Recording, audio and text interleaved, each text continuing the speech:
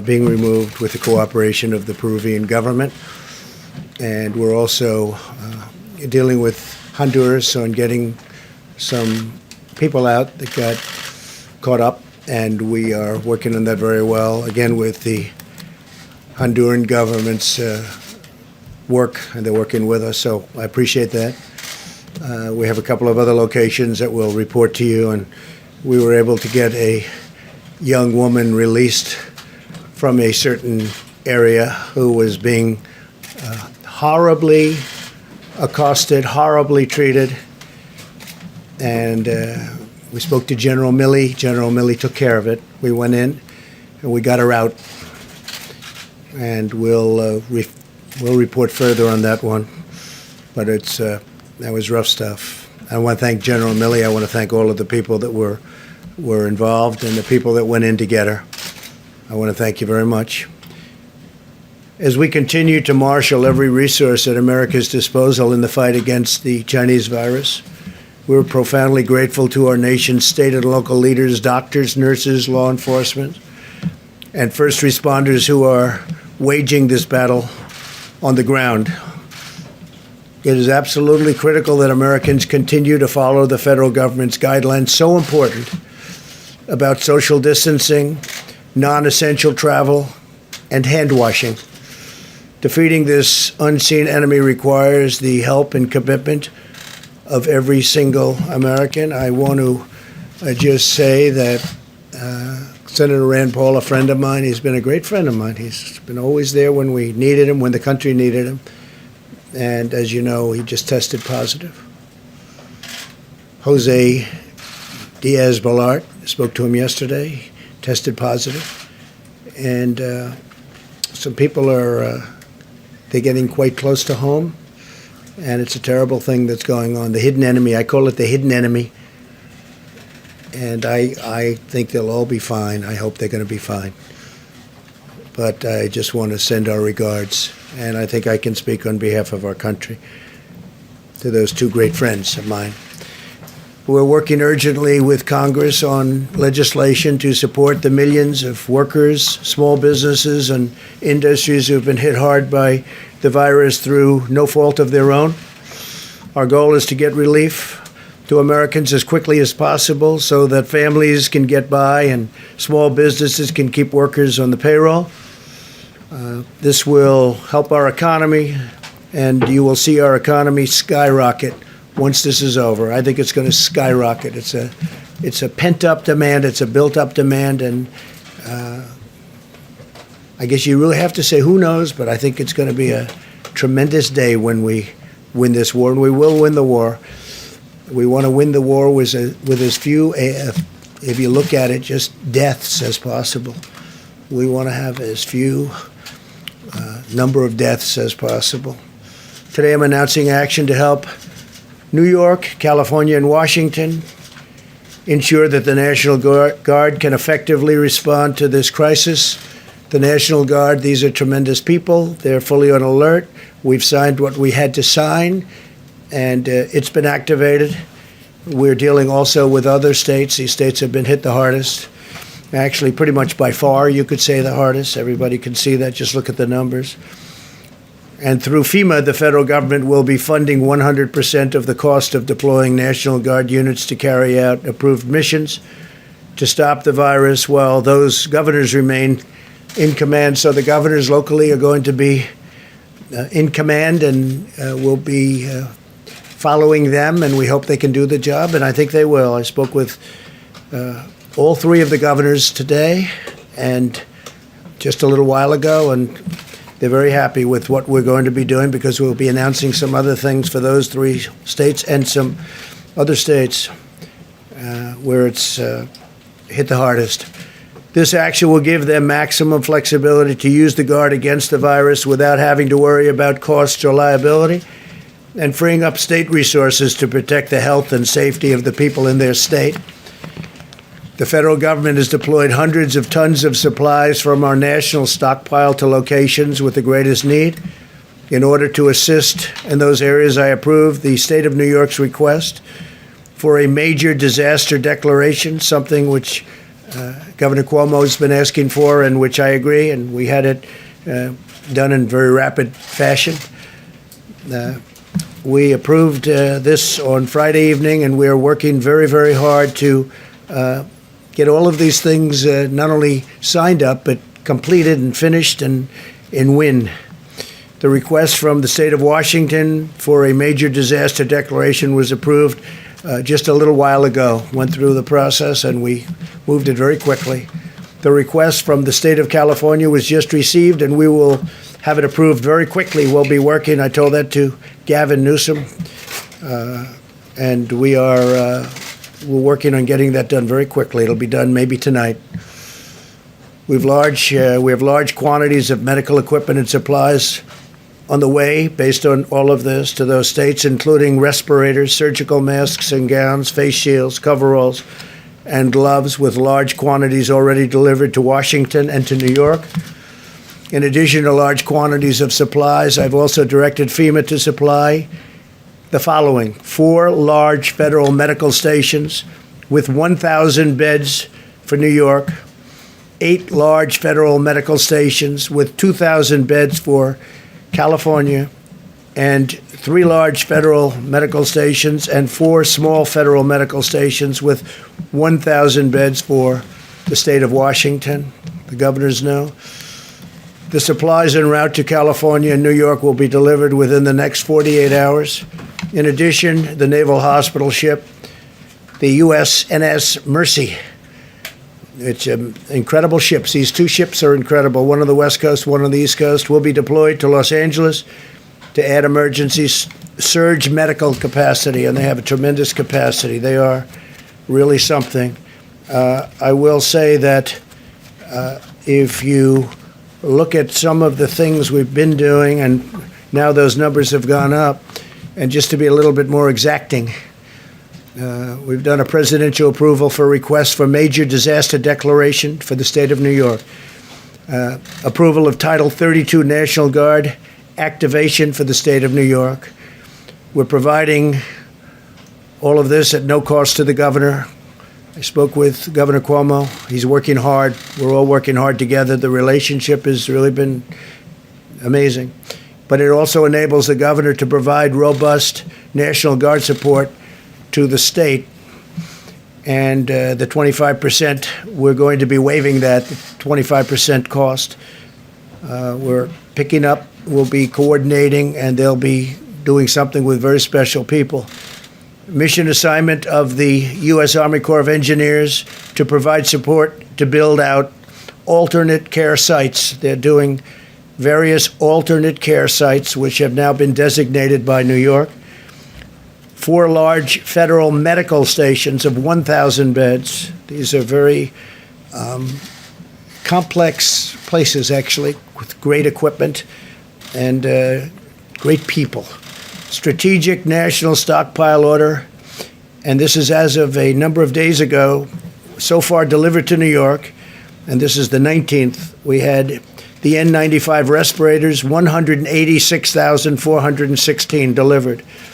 We've delivered 444,078 surgical masks. Many have been delivered since then. Face shields, we've delivered 84,560 face shields. Surgical gowns, 68,944 to New York. Coveralls, 352. Gloves, 245,486. Also to New York, in terms of what's been delivered just since then, the numbers are quite large, and we have tremendous numbers of companies also making equipment. For the state of Washington, we've delivered 369,000 N95 respirators, 507,406 surgical masks. And this is as of about 3 days ago. Face shields, 63,788 face shields. Surgical gowns, 107,850. Gloves, 240,376. And we have many, many things pending. It's actually not pending. They're being fabricated. They're being made, and they're moving. Now for Washington, so we have 4 small federal medical stations, 250 beds, and for Washington, state of Washington, we have 3 large federal medical stations, 750 beds, and then you have, as I said, the approval of the Title 32 National Guard. State of California, again, to be very precise, we're going to have the approval of the Title 32 National Guard activation. And we're providing all of this, again, like in New York, at no cost to the governor, meaning to Governor Newsom and the state, no cost to the state. It enables the governor to provide robust National Guard support to the state. So they're going to have control of the National Guard. Federal government sending, these are incredible people that are being sent.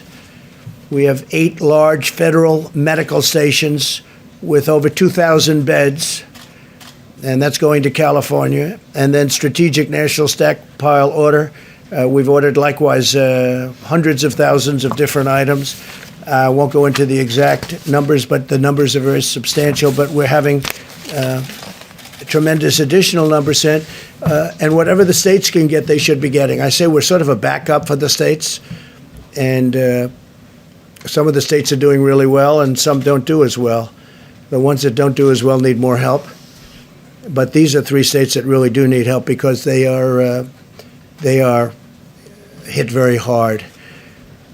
And the outpouring from the private sector has also been extraordinary. I'm pleased to report that Honeywell, great company, has just announced it will immediately expand its personal protective equipment manufacturing operations in Rhode Island to produce millions of additional N95 masks. They're very hard to get.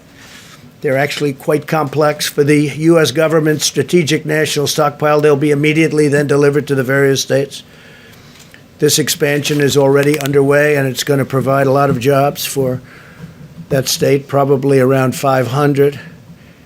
The masks will be distributed by the government for the use of the health, safety, and emergency, and this for response workers, primarily for response workers. These are very high-end. This expansion is in addition to Honeywell's action to more than double production of its existing personal protective equipment manufacturing plants. They make a lot of different things, and they're doubling and tripling their production. They're going round the clock. Today, I'm also announcing the launch of a new public-private consortium organized by the White House, the Department of Energy, and IBM to unleash the power of American supercomputing resources to fight the Chinese virus. The following leaders from private industries, academia, and government will be contributing. And they're going to be contributing a lot of different things, but primarily computing resources to help researchers discover new treatments and vaccines. They'll be working along with NIH and all of the people that are working on this.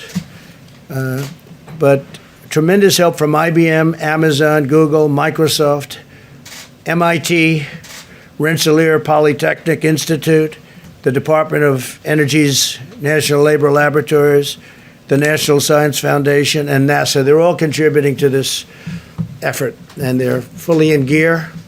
This afternoon, I also want to update you on the steps we're taking to protect and serve our country's 18 million veterans. These are great people. Our amazing veterans have shown their eternal loyalty to our nation, and this is the time where they're in need, and we are going to show our loyalty to them. We're being very protective of our veterans.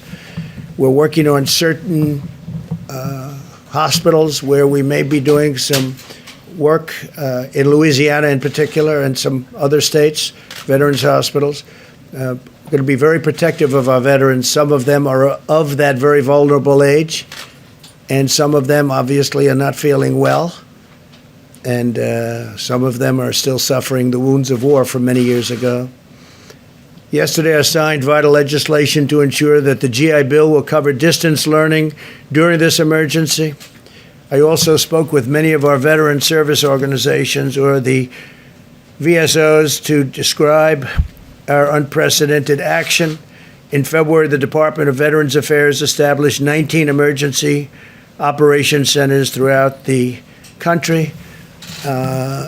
One of the things that they've been trying to get done for many years, you all know this from following me over the last number of years, but we got it done pretty quickly. They've been trying to get it done for many, many decades, was choice, veterans' choice, and also veterans' accountability.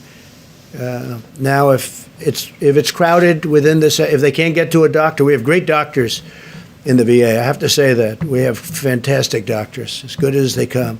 But it's hard to get to them because of what was bureaucracy, but no longer bureaucracy. We've done a lot of things, in that case, because of accountability. When people aren't doing their jobs, or if they're bad, or if they're sadistic, or if they steal, or anything bad happens, we're now allowed to fire them for, I signed that a year and a half ago. For many years, you weren't able to do that. So the VA is working, and I was just told by our great leader at the VA, Robert Wilkie, he said for the first time, we get the highest marks in the history, highest poll numbers in the history of the Veterans Administration. Came out a week ago that they're happy. And look, one of the reasons that happened, highest in history, one of the reasons that happened is because of veterans' choice. If they have to wait online, they go and see a private doctor and we pay the bill. And they get better. They don't have to wait 2 weeks and 3 weeks or 2 days, but they get better. And a lot of times they waited so long that they would have a problem and it would end up being terminal because they couldn't get the kind of treatment that they deserve. So highest poll numbers, highest approval numbers in the history of the VA. I was just given that information yesterday. We restricted visitors' access to 135 veteran community living centers, which house nearly 8,000 veterans with chronic medical conditions, so that we limit their exposure to the virus. We want to totally take care of our veterans, and that's what we're doing. The VA has canceled most elective medical and surgical procedures. They're delaying them till after this is gone. After we've won. We began providing life-saving care to patients who had symptoms across the 171 VA medical centers nationwide. That's a big deal. Under my administration, the VA has also been a leader in expanding telehealth. Telehealth is becoming a bigger and bigger factor in medicine. This month, we have taken bold action to cut through the red tape and make telehealth available for millions more Americans during this crisis. They can speak to a doctor from the safety of their home rather than risk becoming infected or making a tremendously long trip, when frankly you'll speak to a great doctor right from your home. It's happening, telehealth. We're very much at the forefront of that too. We're very proud of it. And it also takes a big burden off our system. We continue to accelerate the development of safe and effective vaccines. We're also aggressively investigating a number of antiviral therapies and treatments to determine their potential in reducing the severity and duration of the symptoms. And you know how I feel, because how I feel is on Tuesday, they're going to be starting it on Tuesday morning. And we're going to have some medications delivered that we're going to see if they work. They certainly are effective in other ways, and they are safe from the standpoint is that they're not killing people. We're not going to have that. So a lot of great things have been happening in that regard. I just want to finish, and then we're going to ask a couple of people to say a few words that have been so much in the forefront of this incredible job that we've all been given. But I want to say that I know that this is a challenging time for all Americans. We're enduring a great national trial, and we will prove that we can meet the moment. I want to assure the American people that we're doing everything we can each day to confront and ultimately defeat this horrible, invisible enemy. We're at war. In a true sense, we're at war, and we're fighting an invisible enemy. Think of that. For those of you who are feeling alone and isolated, I want you to know that we are all joined together as one people, eternally linked by our shared national spirit. We love our country, a spirit of courage and love and patriotism. No American is alone as long as we are united, and we are united. We're very united. People are saying things now that 3 weeks ago, they didn't talk that way. We're very united. No force is equal to the strength of really a unified America, united America, an America like we have it right now. For those worried and afraid, please know as long as I am your president, you can feel confident that you have a leader who will always fight for you, and I will not stop until we win. This will be a great victory. This is going to be a victory.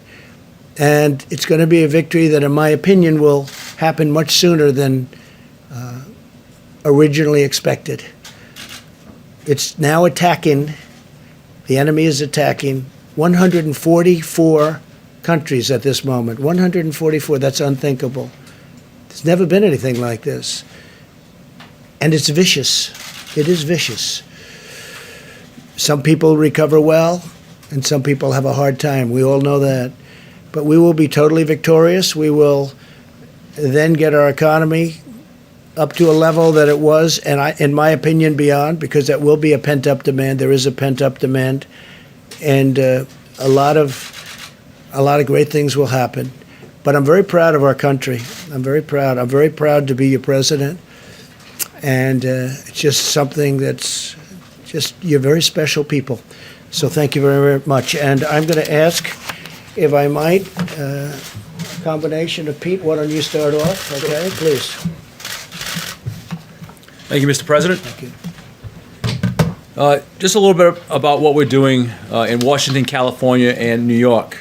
We understand that the states of Washington, New York, and California are the areas seeing a steady increase in COVID-19 virus cases. In order to assist with additional needs identified in those areas, the state of New York was approved for a major disaster and declaration this morning. Washington State was also approved earlier today. California submitted their request, and the president will consider it immediately. We have medical supplies en route to these states, including respirators, surgical masks, gowns, face shield, coveralls, gloves, with quantities already delivered to both Washington, New York, and California. And we anticipate additional supplies to be delivered within the next 42 hours to all these states. Under President Trump's unprecedented national emergency declaration on March 13, FEMA is assisting state, local, tribal, and territorial governments, including reimbursing eligible emergency protective measures taken at the direction or guidance of public health officials in response to this emergency. All 50 states, the District of Columbia, 5 territories, and 2 tribes are working directly with FEMA under the nationwide emergency declaration for COVID-19. With the assistance of the FEMA regional administrators who are throughout the country, we are working to address the needs of state and local officials everywhere. States, tribal, and territorial governments do not need to request separate emergency declarations to receive FEMA assistance under this nationwide declaration. The emergency declaration does not authorize direct financial assistance available to individuals such as disaster unemployment assistance or other needs assistance at this time. Just a note on the USNS Mercy. Based on analysis of potential needs for hospital beds on the West Coast, the decision was made that the USNS hospital ship Mercy would have the greatest impact in California. The Department of Defense has been given direction to dispatch it to Los Angeles immediately.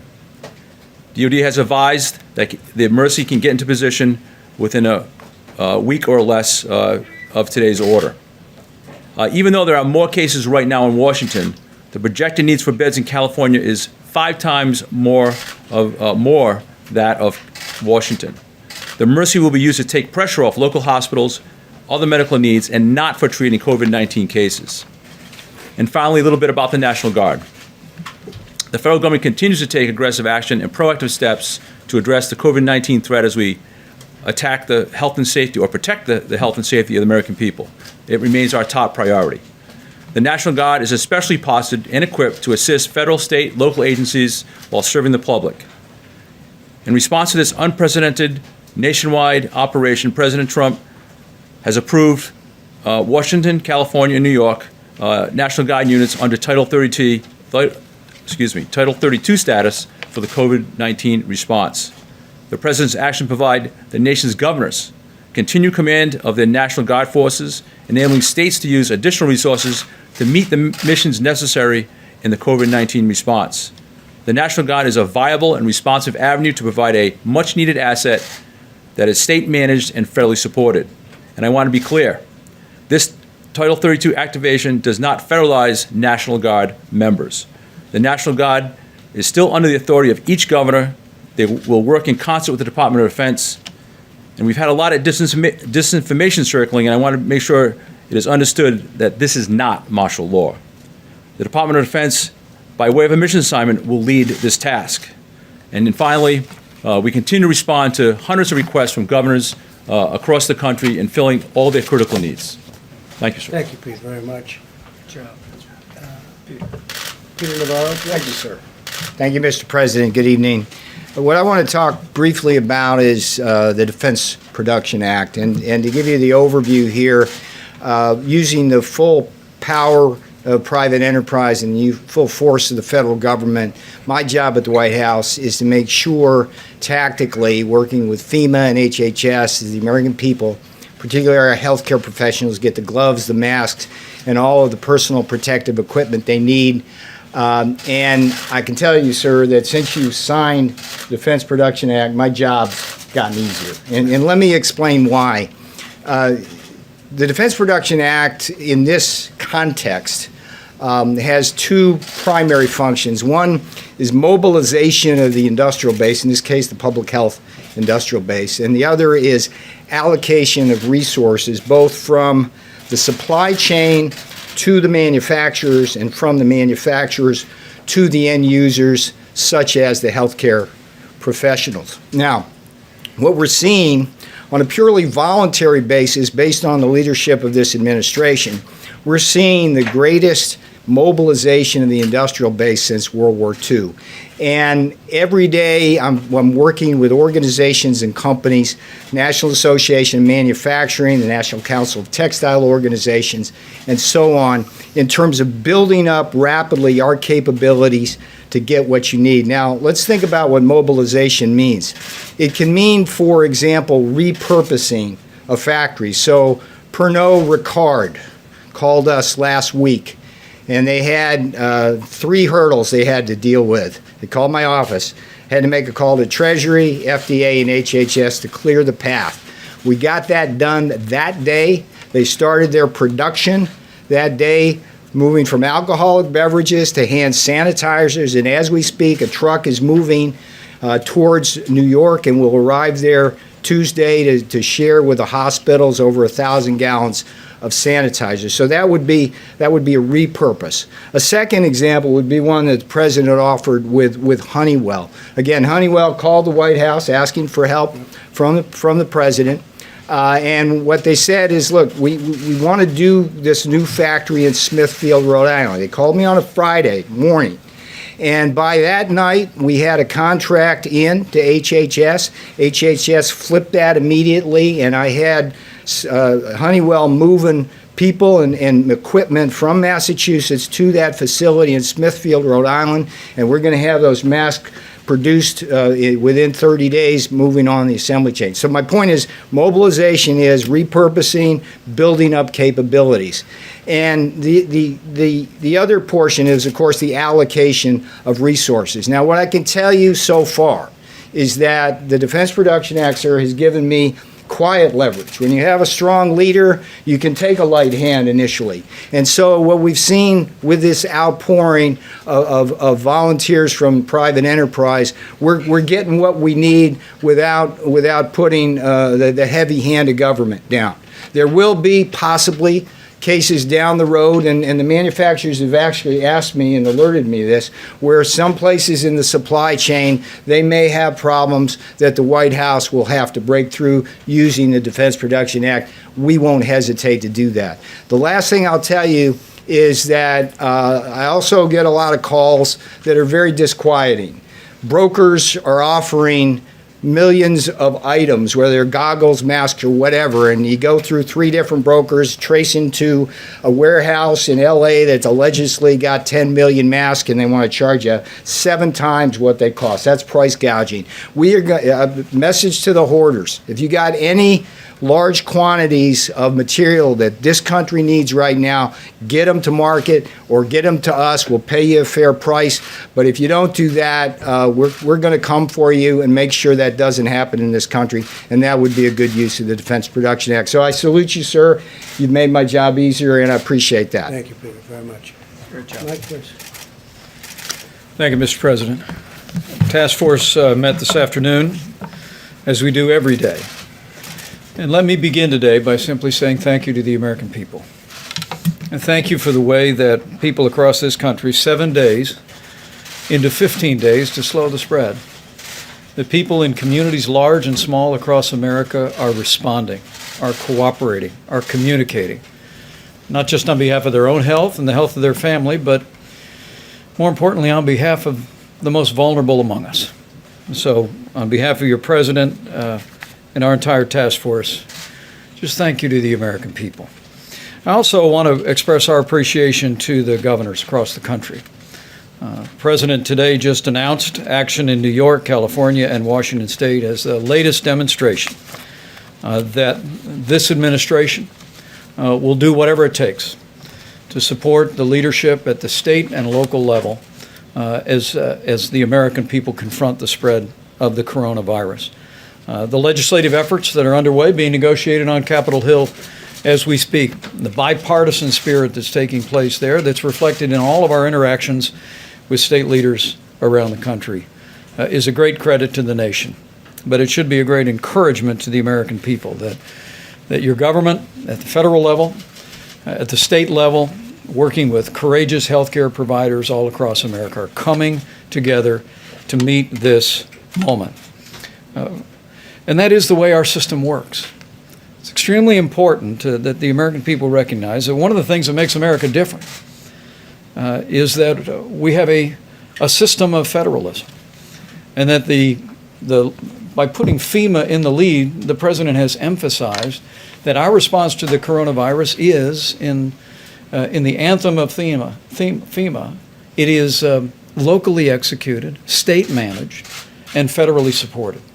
We want the people on the ground, the decision makers, to have what they need. We want states to be able to manage the unique circumstances in their states. And whether it be the legislation moving through the Congress or the efforts the president announced today, major disaster declarations, Title 32 on the National Guard, resources flowing, hospital beds flowing, we're going to continue to make sure that our states have what they need to meet this moment. Our task force continues to focus on the priorities the president's given us. They are testing, mitigation, and supplies. And on the subject of testing, as is evident to people across the country, testing is more and more available every single day. We'll be detailing tomorrow from this podium the progress that we are making on tests. At this day's reporting, 254,000 Americans have been tested and received results in coronavirus tests, with slightly more than 30,000 actually testing positive. There's a bit of an encouraging word in that for every American. Remember, everyone that's being tested now, with the exception of our healthcare workers, are people that have symptoms that make them think they may have the coronavirus. And as our numbers come in consistently, because the 254,000 does not include all the local hospitals or all the local labs in our states, it's working out to be about 1 in 10 Americans who've been tested who thought they had coronavirus actually had it. 9 out of 10 did not. But we'll continue to roll out the testing to provide that resource to the American people. And we're working to make testing happen faster.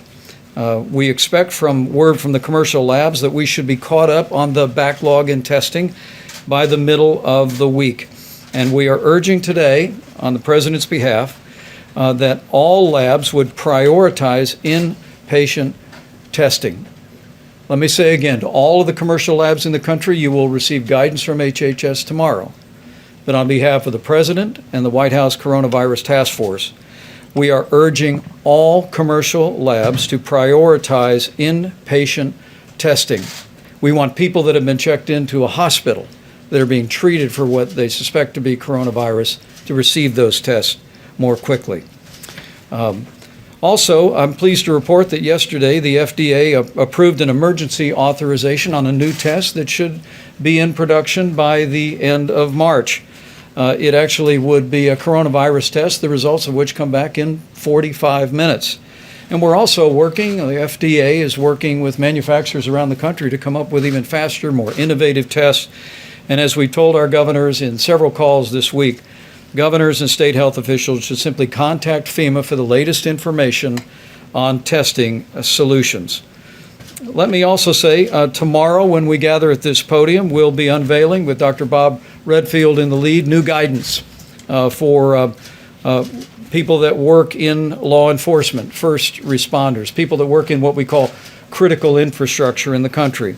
It was in early March the CDC issued guidance for people that were asymptomatic or did not have symptoms, but who had been exposed to someone with coronavirus. We gave them guidance about being able to return to work wearing a mask for 14 days. And tomorrow at this podium, CDC will unveil, in cooperation with the Department of Homeland Security, new guidance which will make it possible for people that have been exposed to return to work more quickly by wearing a mask for a certain period of time. Let me also amplify a point on behalf of the President and on behalf of the State Department about Americans abroad. You know, one of the reasons why the United States is in a different position today than portions of Europe are, and China and elsewhere, is because the President suspended all travel from China. He suspended travel from Europe and the UK and Ireland. But the State Department is working around the clock to assist Americans who may find themselves overseas. They're able to come home. There's no barrier to Americans coming back to American soil. They're screened when they come home through a series of airports. But we're aware that with flights being canceled, some Americans have found themselves unable to find a way home.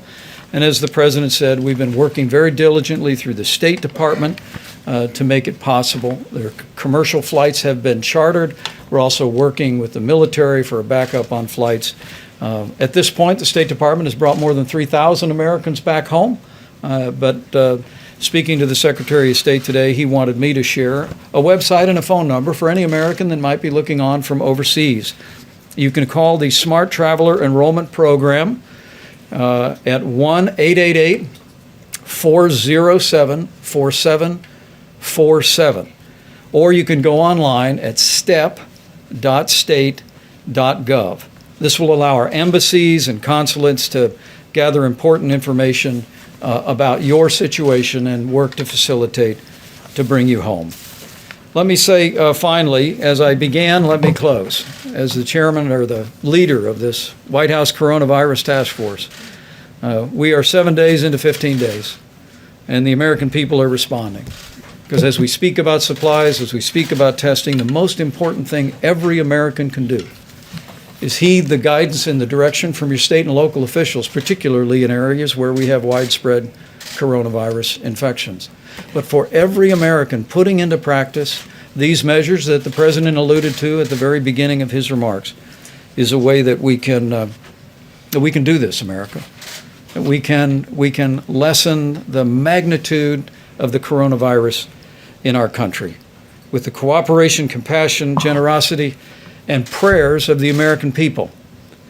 We can slow the spread, we can protect the most vulnerable, and we can heal our land. So let's do it, America. Thank you, Mike, very much. Thank you. Thank you very much, Mike. So just a couple of little things that will take some questions. Maybe you will have some, maybe you won't. That'll be a shock. It will shock the American public. But I have to say on the testing, if this works out, and we think it might, the new test will be a very simple one, much easier than the existing test, which is quite complex and not a lot of fun to take. And this will be a game changer. But remember, we inherited a broken, obsolete system. It was good for a small number of people, but not good for the millions of people that we're talking about. And we've made this into a system that no matter where you go in the world, that's where they're going. That's what they want to do. That's how they're going to be doing it should something like this happen again. So our people have done a fantastic job, really a fantastic job. And I hope the new test works out. We'll know fairly soon, I think, Doctor. We're going to be knowing about that fairly soon. Hopefully it'll check out or test out. And we certainly are looking forward to that. That will be a very simple test by comparison. Won't be unpleasant at all. And one other thing, the ships. So we have the Mercy, and it's going to California, as you know. That's on the West Coast now. And you have a sister ship that's essentially a twin. They're incredible. I mean, they're incredible ships. I've seen it. I've seen one of them, and they are unbelievable what they can do and the capacity. Many operating rooms, they're wartime ships. They're meant for war. Many operating rooms, stainless steel. These rooms are as good as there is anywhere in the nation, actually. I spoke with Governor Cuomo. We had a great conversation today, a number of conversations, actually. He's working very hard. And we are going to be bringing that ship, that's called the Comfort. So you have the Mercy and the Comfort. The Comfort's on the East Coast. And that ship will be coming over the next 3 or 4 weeks. It was in the middle of maintenance, and we are moving the maintenance very, very quickly, and we're also supplying the ship simultaneously. It's actually big supplies going into those ships, big. And that ship will be coming up here over the next few weeks, and we'll probably be putting it in New York Harbor. And we're making arrangements for that also as to where it's going to be docked. So you have the Mercy and you have the Comfort. They'll be coming up. The Mercy will start very, very quickly. It'll be arriving in Los Angeles pretty soon. So we look forward to that. A question? ABC, go ahead. Thank you. First of all, Senator Paul testing positive. When's the last time you had in-person contact with him? Gee, I think it was quite a while ago. I don't But know. also, it's been a long time. On top of Senator Paul, now 4 senators are in isolation, and the rules say that in order to vote, they have Who are to be they, there. Bruce? Who are they? Romney, Senator Lee, Senator Gardner, Senator Gardner, Senator and Rick Scott. Senator Rick Scott. Also, 2 of them were in contact I with. guess Rick is with coming Rand out. Paul. With the critical stimulus package vote expected. Romney's in isolation? Yes. Yes. Gee, that's too bad. Go ahead. Detect sarcasm there, No, sir? none whatsoever. Do you think that Congress should consider changing the rules to allow them to vote remotely if it comes to this critical stimulus? I was thinking about it today, and I'm saying, you could have a lot of senators and a lot of House members. I spoke last night with a very, very good man who happens to be in the House, as you know, and he's just started, and he tested positive. So you could have a large number of people in there from Congress. You could have, between House and Senate, you could have a large number. And I think it's something, at least, I fully understand why you should be there.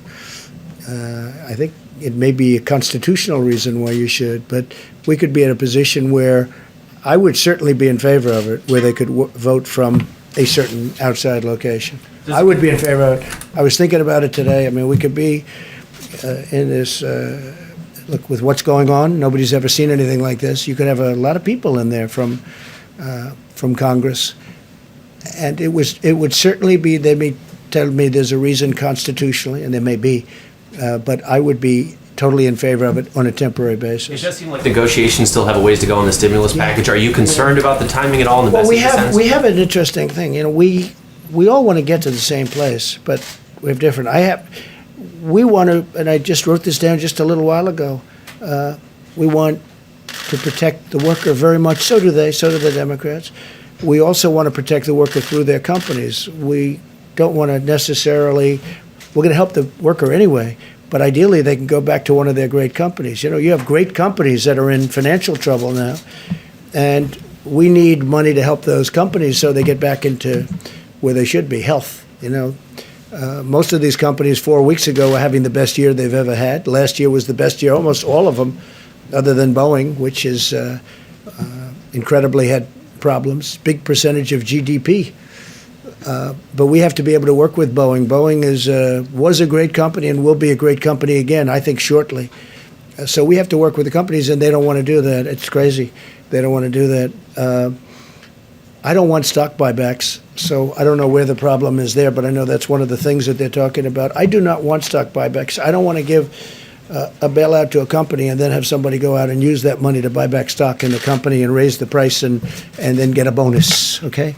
So I may be Republican, but I don't like that. I want them to use the money for the workers. I want them to use the money for the company, to help the company in the airline business to take care of their planes and all of the things they have to do, including buying new planes. But I don't want stock.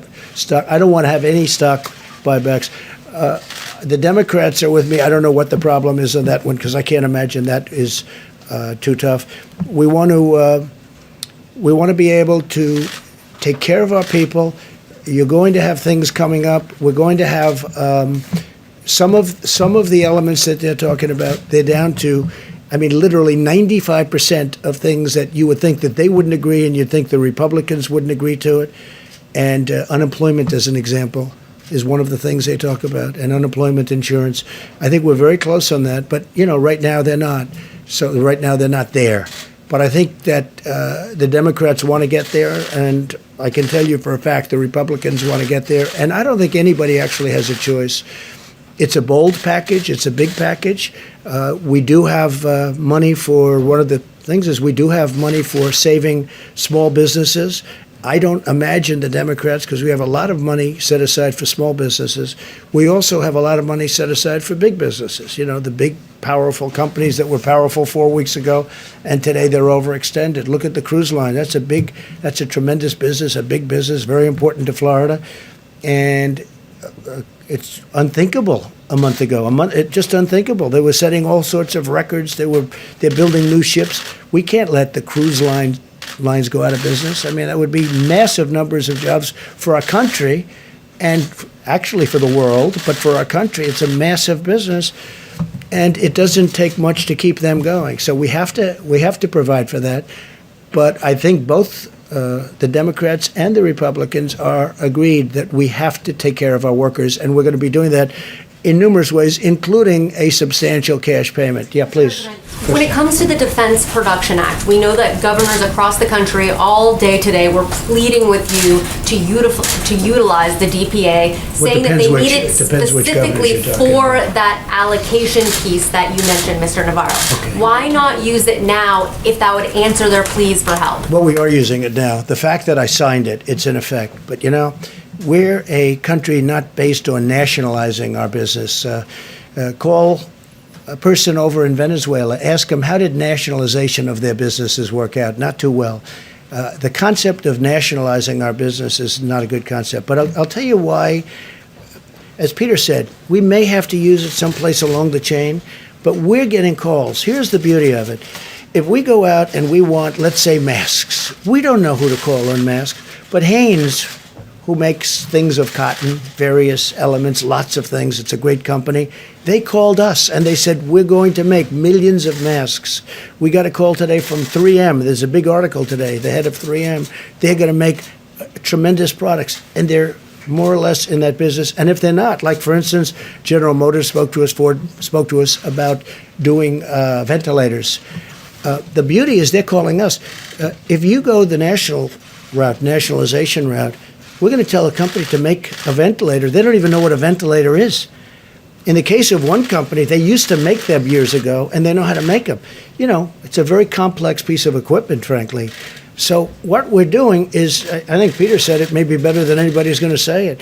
We have the threat of doing it if we need it. We may have to use it somewhere along the supply chain in a minor way. But we have millions of masks being done. We have respirators. We have ventilators. We have a lot of things happening right now. So just the threat of using it. But using it's actually a big deal. I mean, when this was announced, it sent tremors through our business community and through our country. Because basically, what are you doing? You're talking about you're going to nationalize an industry, or you're going to nationalize. You're going to take away companies. You're going to tell companies what to do. The truth is, most people, nobody would know where to start. There are companies out there that you wouldn't think of that have called us that say, we can do ventilators. We used to do them years ago, and they can do them in large quantities.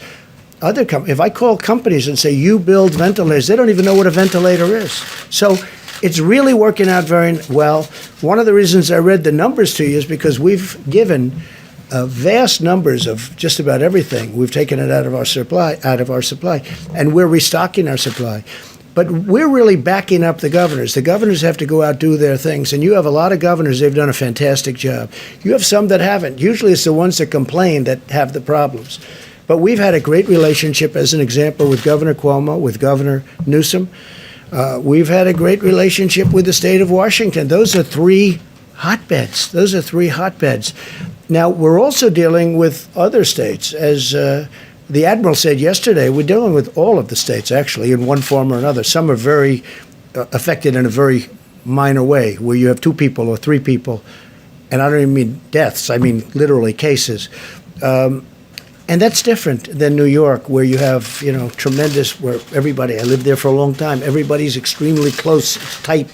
And you have a lot of cases in New York. And we're helping Governor Cuomo.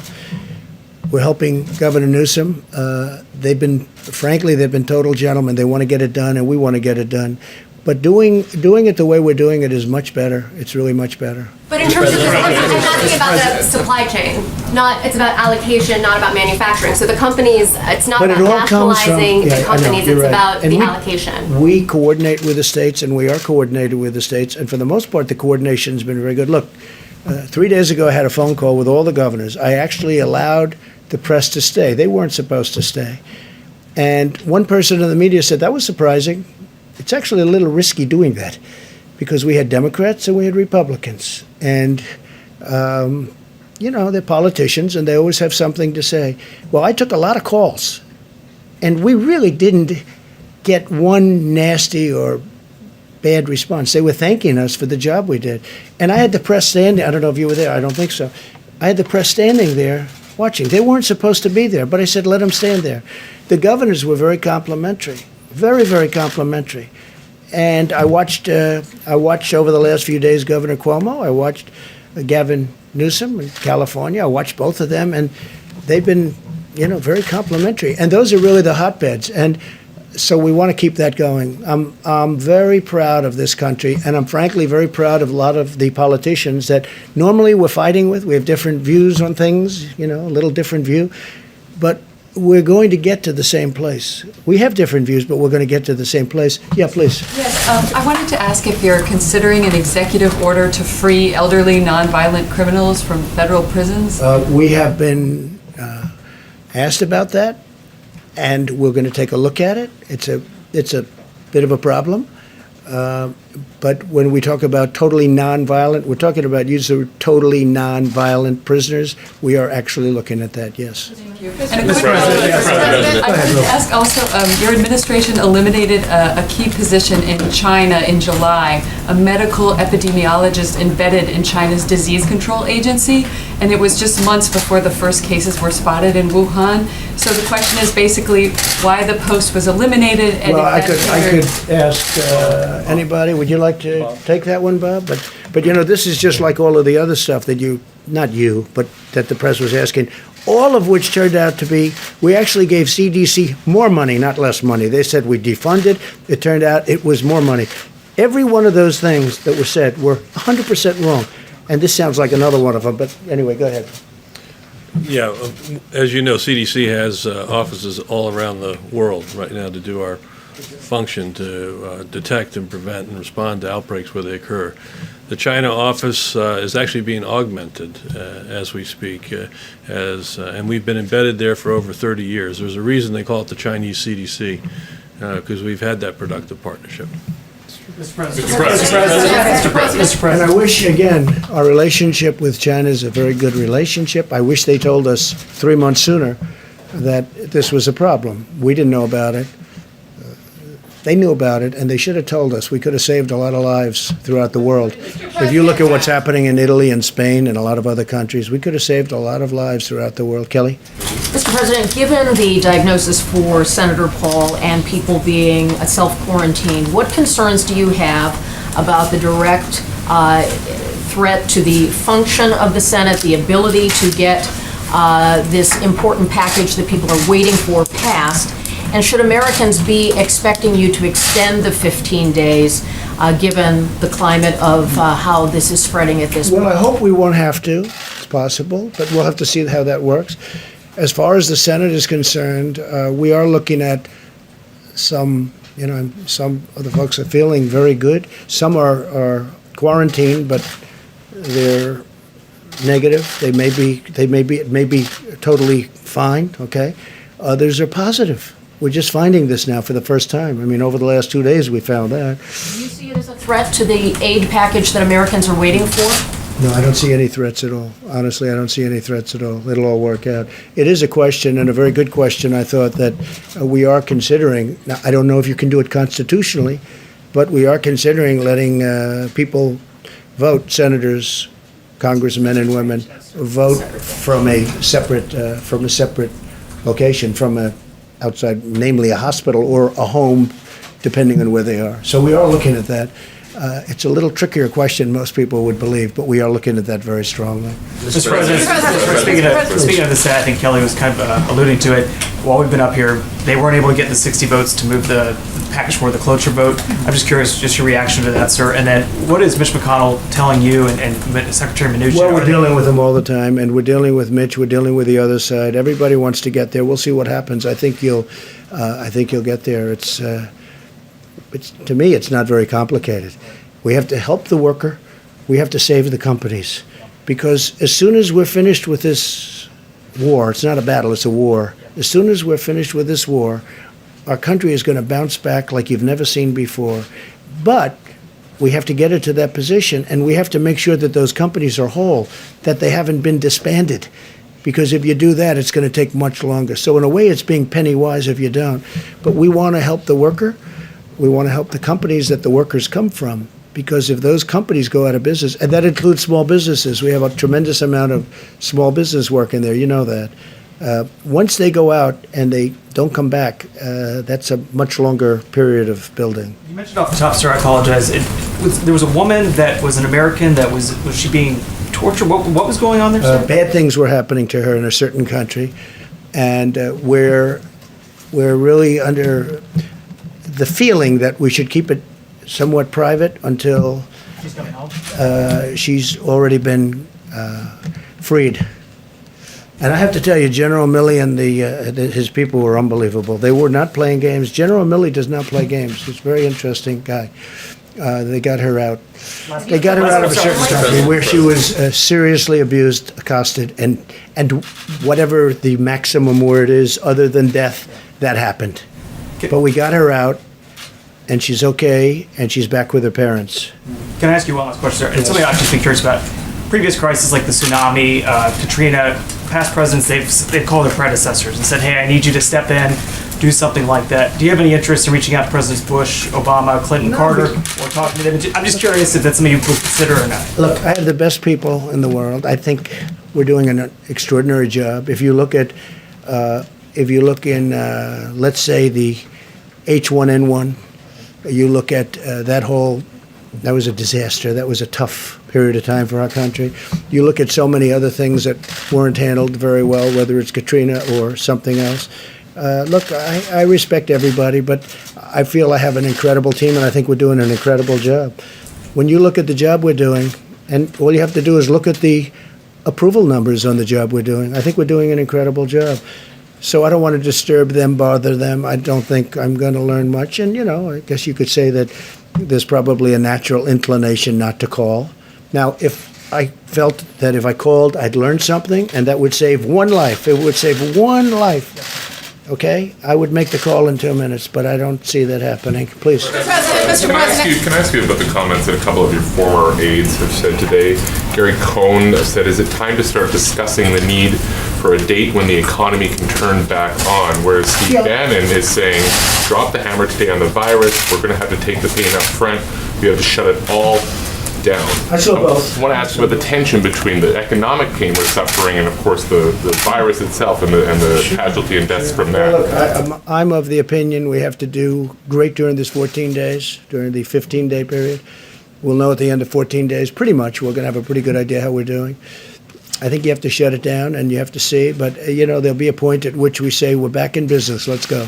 That Those point two is coming statements sooner. are not mutually exclusive, you understand. I saw both of them today. Well, I think And they Steve Bannon's intermesh. arguing for more of a shutdown than we are Well, now. he's calling for a faster, just a brutal shutdown, and then open up maybe a little bit faster. So, there's that fine line. Look, we did a big shutdown when we wouldn't allow people from China that could have been very seriously infected, when we cut that off very early. And then we cut Europe off very early, as you know. So that was also very When do you start opening Main Street Well, back I up? can't tell you that. What I have to say is that I think we're going to have good results. I think the American people have been amazing. I think our stimulus package will get done, and it will be a tremendous package. We're really not, they may not have gotten those votes, but they're very close to getting a deal done. So I'd be surprised if they didn't. And if they don't, I think, frankly, the American people will be very upset with the Democrats because the Republicans are ready to approve a deal. So the only reason a deal couldn't get done is pure politics. Yes, please. Mr. President, despite your differences with New York City Mayor Bill de Blasio, he says that the city is going to run out of basic hospital supplies by April. How do you prevent New York City from becoming the next Italy? Well, he should have, the hospital systems in various places. Some have been stocked and ready to go for nothing for this, nothing. This is beyond anything that anybody ever thought possible. I think you could really say this. Nobody can really, doctor, nobody can really say, oh, gee, this will happen. This is a very unique, and hopefully it will be unique for, many, many centuries, for a long time. Hopefully we don't see this again. But again, the systems are supposed to be ready, willing, and able. They're supposed to be ready to go. We are helping them a lot, and I have great love for New York City, and I have great love for New York State, and we're going to help them a lot. I was just saying, we're sending our ships up there. We're sending more than just this ship. We may be using, if we need, we'll be using some of the cruise ships that you've been reading about. We'll be using them also because they're very immediate and very quick. They can be there very quickly. We have good docking systems in the places that we're talking about. So we may be using some of the cruise liners that we're talking about. But no, I think Bill de Blasio is working very hard. I think he's trying very hard. It's a tough situation for him and every mayor because nobody's ever seen the scale. When you hear you've given millions of masks and you've given hundreds of thousands of masks in a certain short period of time, and then you hear they need many, many more. One of the things they have started with respect to masks is the sterilization process. Some are really, it works very well. Others aren't really set up that way. You throw them out. But we have a sterilization process that's working very hard. Speaking of that, hand sanitizers, when you ask the question on the companies and what's going on, we have many companies now, companies that made whiskey, that made alcohol. They've now gone very quickly into the hand sanitizers and all of, you've been reading about 3 or 4 big companies. We're doing incredibly well on that. There was no way if you took the existing companies that something like that could happen. But it happens almost, they'll call Peter Navarro or they'll call somebody. In one case, they called me. They said, we can do this, we can do that. We've had a lot of those calls where companies there's a company in New Hampshire, a great company, they want to make ventilators. I'd never thought of them for ventilators, but they do make metal equipment and things out of metal. They'll be great. They'll make a great product. So, Peter, I think you're seeing a lot of that, right? Yes, sir. Yes, please. Mr. President. The bill that is being contemplated by the Senate right now has a fund that has hundreds of billions of dollars for the Treasury Department to use to bail out states and localities as well as specific industries such as cruises and hotels. Will you commit publicly that none of that taxpayer money will go towards your own personal Every properties? time I do it, like for instance, I committed publicly that I wouldn't take the $450,000 salary. It's a lot of money, whether you're rich or not. It's a lot of money. And I did it. Nobody cared. Nobody said thank you. Nobody said thank you very much. Now, I didn't commit legally. I just said, I don't want it. I don't want my salary. I work for zero. I don't want my salary. Nobody said, oh, thank you very much. But I guarantee you, if I ever took it, you would go out after me, you in particular, would go out after me like crazy. So I have no idea what they're talking about with regard to the one element. Everything's changing, just so you understand. It's all changing. But I have no idea. But every time I commit to do something, I committed to do many. Look, I ran, and everybody knew I was a rich person. I built a great company, and people knew that. But I agreed to do things. I didn't have to.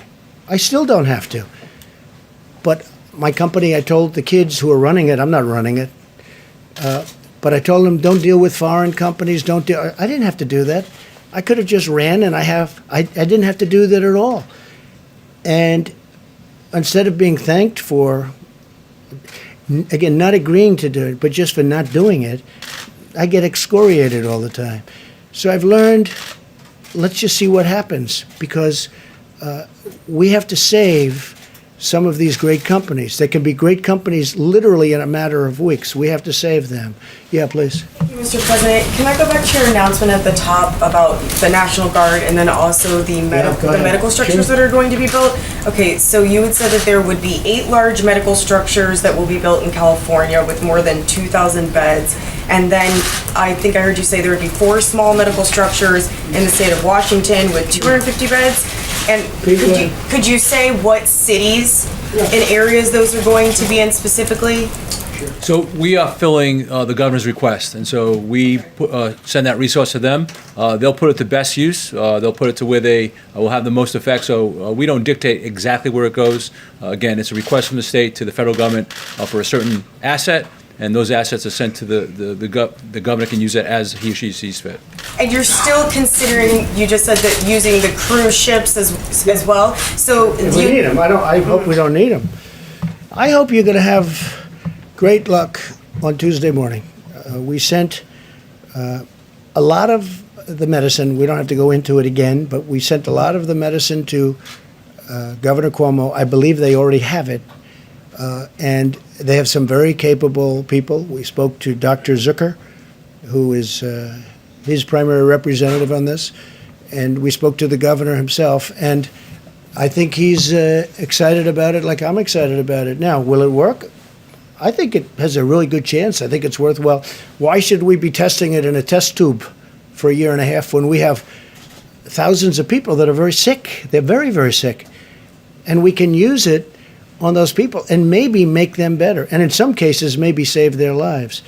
So Governor Cuomo told me they'll be using their supply, starting their supply on Tuesday morning. I think it's very exciting. I think because if that happens, much of what we're talking about with ships and hospitals and all of the things that we're doing and all of these masks and everything that we're ordering, ventilators, it's a whole different game if that happens.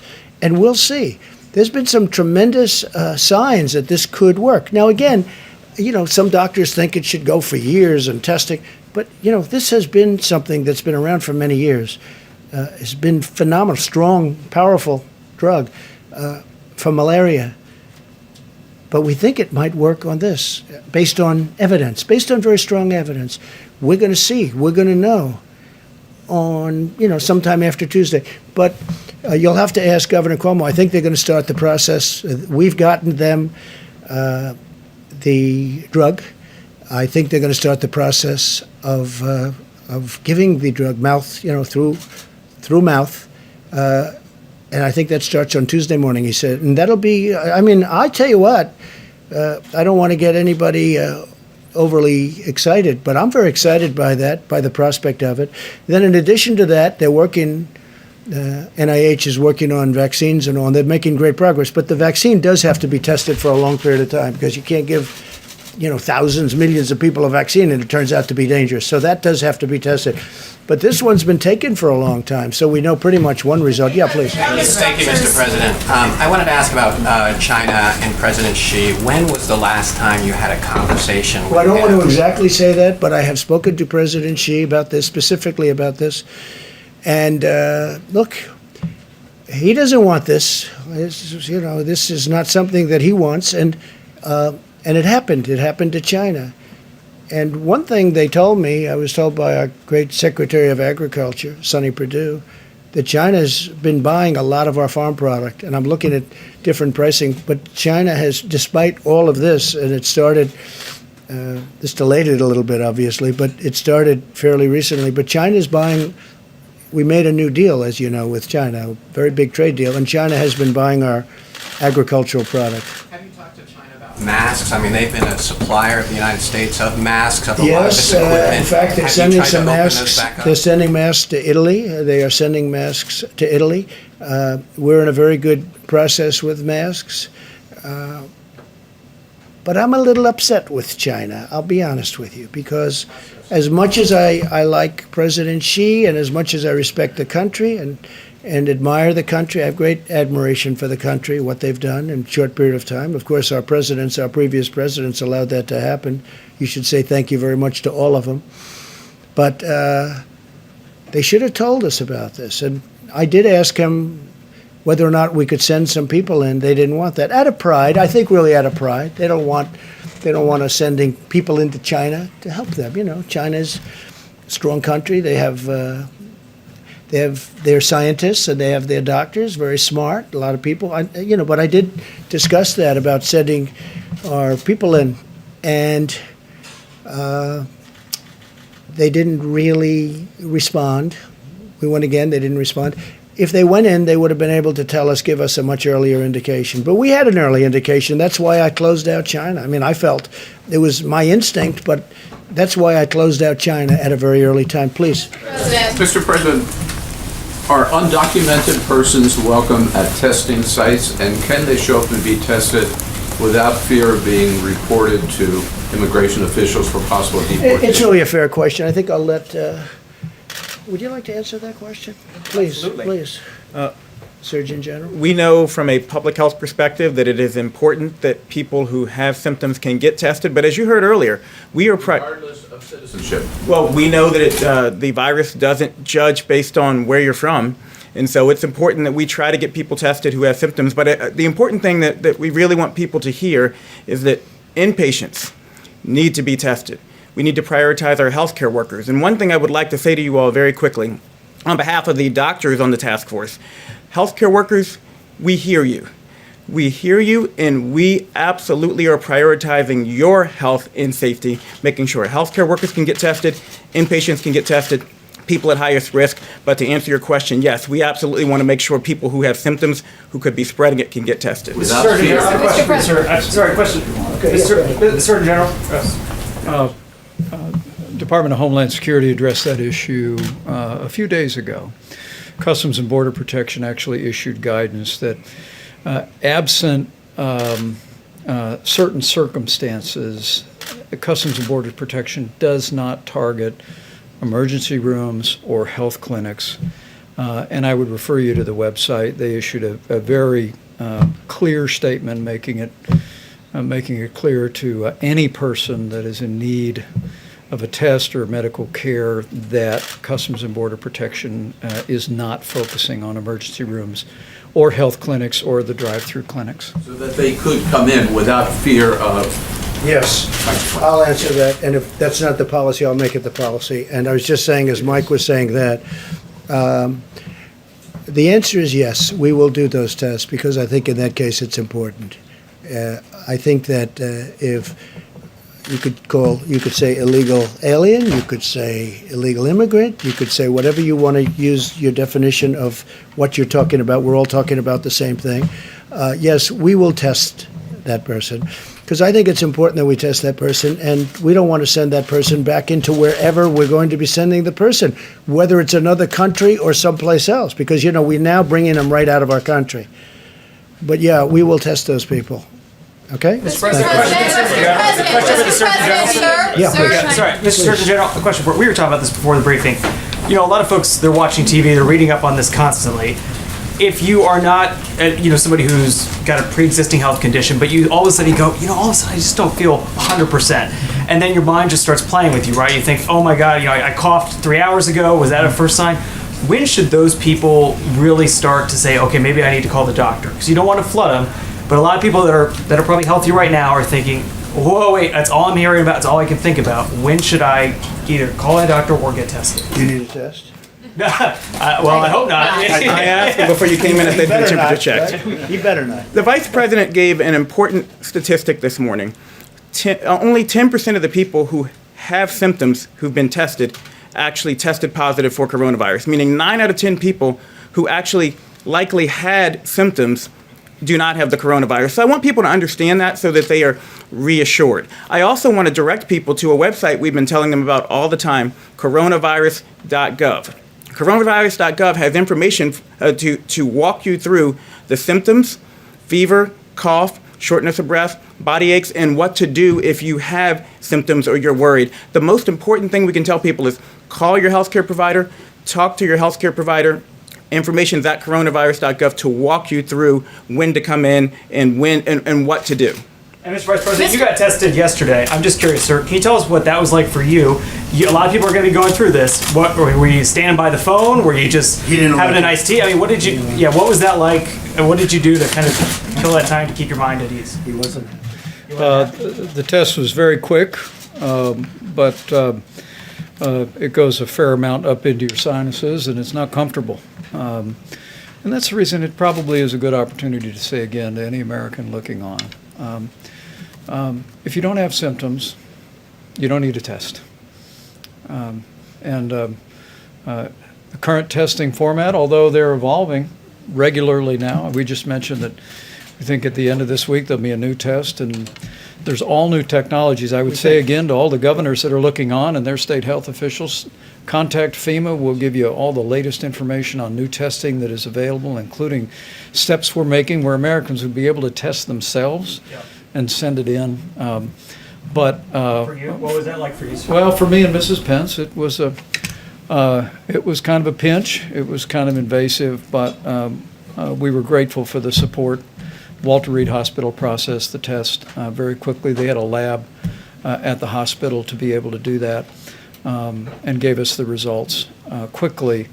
But it also informed me. We were wondering during that time as a family, and it's one of the reasons the President's made it such a priority that we brought all these commercial labs together.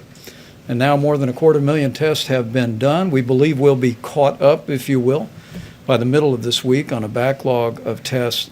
But we announced today that we are directing commercial labs to prioritize people who are in the hospital for tests, as we want to continue to work with new technology and with the new focus and guidance from HHS to get the results of that as quickly as possible for every American. So if they have coronavirus, they can be properly treated, or they can have the peace of mind that they may have some other respiratory ailment, but not that. Mr. President. And you know, anybody that knows Karen Pence knows this, because the Vice President told me. He said she actually handled it better than him. Right? That's true, right?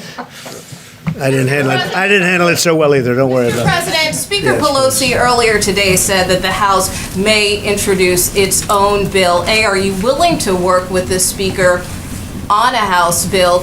And given what happened in the Senate just a short time ago, what are you willing to do to get this bill over the finish line, given the urgency? Secondly, did you send a letter to North Korea's Kim Jong-un seeking cooperation with the coronavirus? And if so, what type of... With numerous countries. If they need help, we'll give them help. There's nobody has what we have, especially with the new tests that are coming out.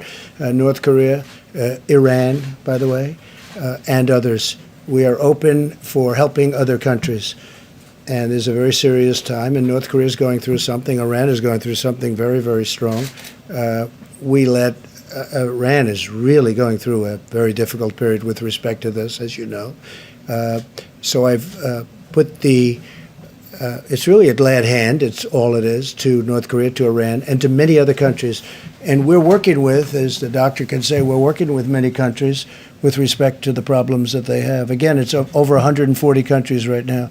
But North Korea, Iran, and many other countries, we will help, and we're willing to. As an example, this new test, if this new test works out, where instead of going through what we all went through with this rather difficult test, to put it nicely, we would have, is that just a swab on the tongue, doctor? Or how does that work? It's a similar swab, but they can work in and do it in the nose. Not to the same all the way It doesn't go all the way up and hangs right under your eye, right? So that's a tough test.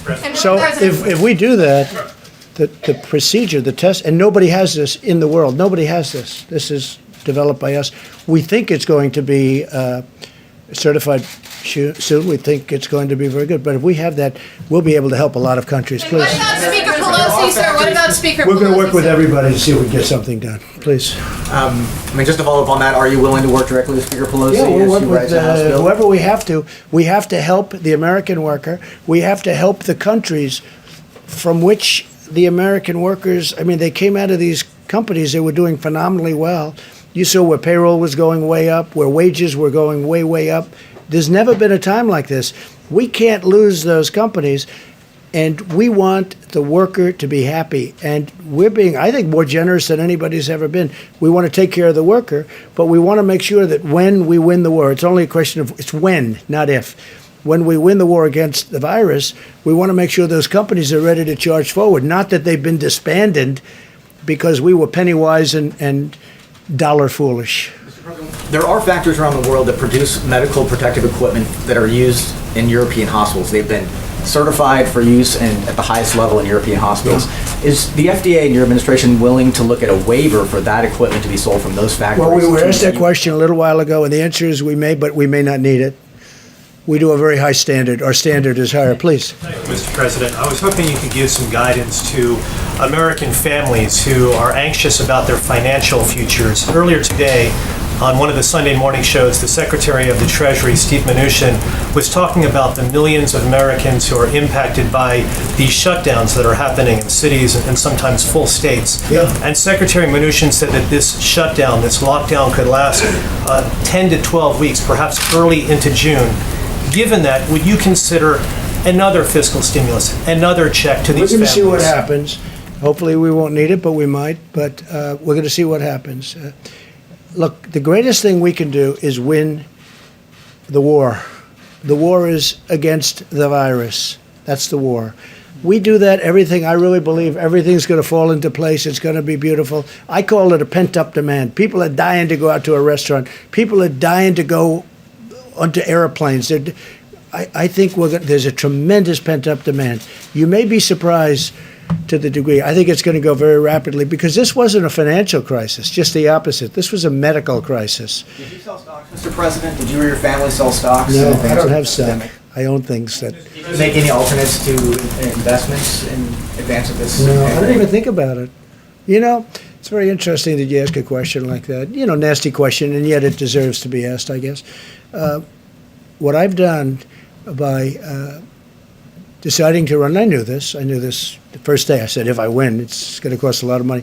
It cost me billions of dollars to become president, to be president of the United States, in things that would normally be run at a certain thing, even people that don't like me because they think I'm too tough on the border. Now, some people love me for it. Other people don't like me at all. You know, it's very funny. My wife, we were at a charity event in New York City. I had just announced that I was running, and we were at the Robin Hood Foundation at the convention center, which now we're going to be converting to hospitals for Governor Cuomo. Right? And I was walking in, and there was a smattering of boos and a smattering of cheers. I was getting both. And our very popular First Lady, she's turned out to be a very popular, people have great respect for her, but a very popular First Lady said to me, that's strange. I've never heard anybody booing you. That was very early on, because I think I called for strong borders, or I called for something that other people don't like, you know. And I knew this would happen. I knew it was going to happen. But the fact that I ran, and I knew as soon as I announced, when I ran, I said, it's going to cost me a fortune, not only in terms of actual costs. Look at my legal costs.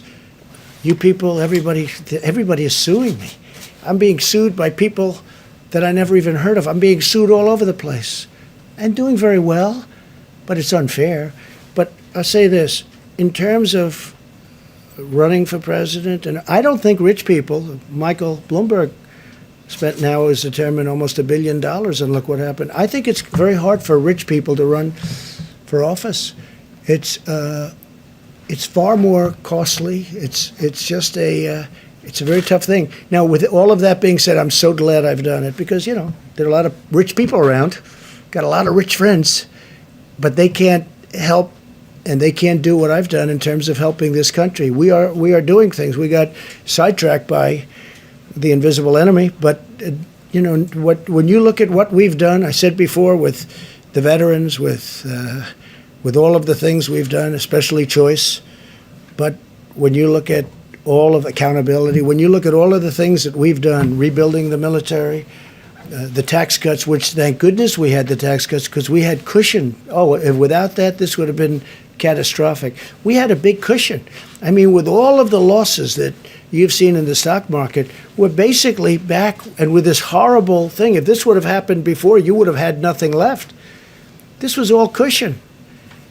But I will say that it cost me billions of dollars to be president, and especially with all the money I could have made for the last 3-4 years, and I didn't because I was being president. I have no interest in it. I'm allowed to. I don't know if you know, George Washington, they say, he was a rich man, supposedly, relatively rich. And he ran the presidency, and he also ran his business. They say he had 2 desks.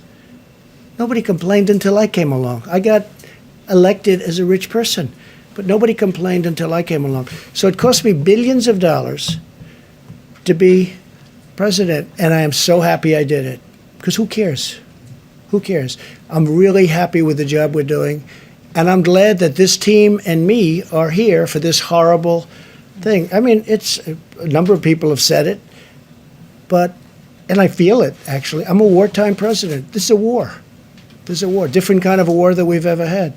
And when you look at the economics of the war, in the past we used to stimulate to get people jobs. Now we're stimulating to protect people because we don't want them to work, because we want them to stay away from each other. We don't want them to gather, social gathering. So we're paying billions of dollars more than that so that they don't gather. Because we have to defeat this virus, and we will. But it cost me billions and billions of dollars to be president, and I am so happy I did it. Foreign countries, please. I realize that your priority is to Americans and, of course, this nation. But what about, have you ever considered supporting the foreign countries who are also fighting this global pandemic? We do help foreign countries. I mean, that was the other question. Right. And I'm honored to help. And the doctor has helped.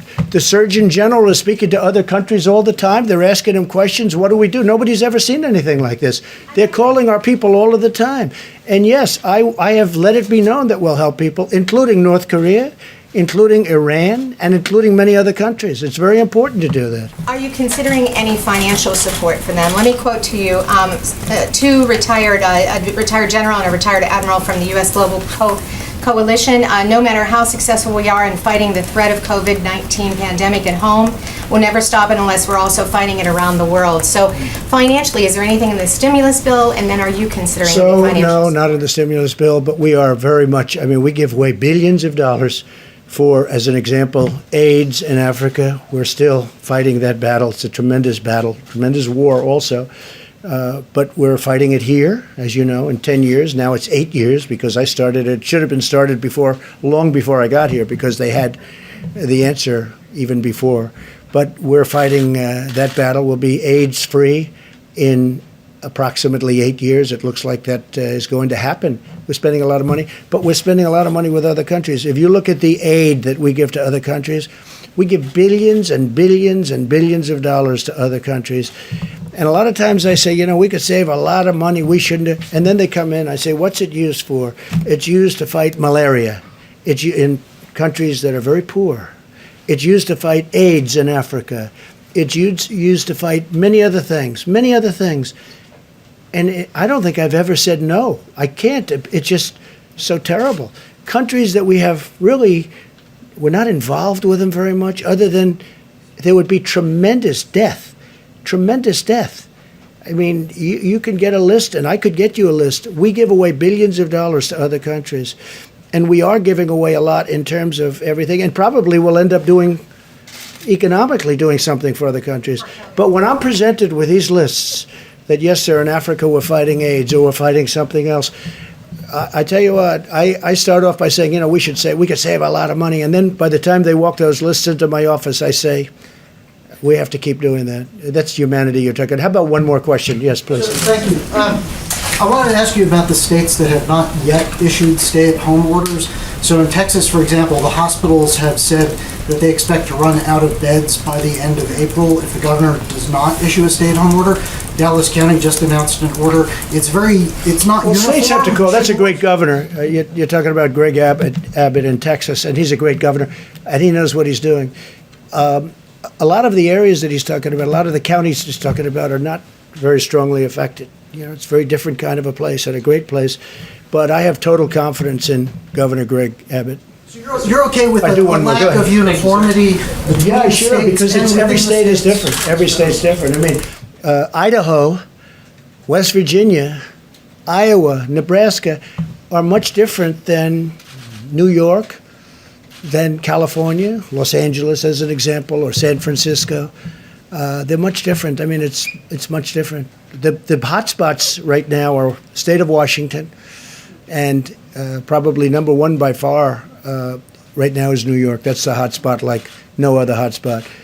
And California is a hot spot, but New York right now is the leader. There's no question. All right, final question. Thank you, sir. Your administration is backing a lawsuit to invalidate the Affordable Care Act. Given that people are losing their jobs now and need health care more than ever, would you consider rethinking your position on that? Well, that's a lawsuit coming out of Texas again. That was headed up by Texas. And what we want to do is get rid of the bad health care and put in a great health care.